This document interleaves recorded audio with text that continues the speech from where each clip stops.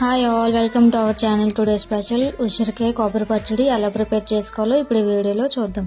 ముందుగా ఉసిరికాయ నీట్గా కడుక్కొని చిన్న ముక్కలుగా కట్ చేసి పెట్టుకోవాలి.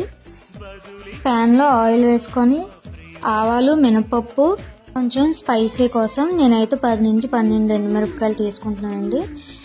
10 నుంచి 12 గ్రీన్ చిల్లీ కూడా వేసుకుంటున్నాను. ఇందులో కొంచెం పసుపు, 1 స్పూన్ వరకు ఇంగువ, ముందుగా కట్ చేసి పెట్టుకున్న ఉసిరికాయ ముక్కలు, కొబ్బరికాయ ముక్కలు కూడా వేసుకొని బాగా ఫ్రై చేసుకోవాలి.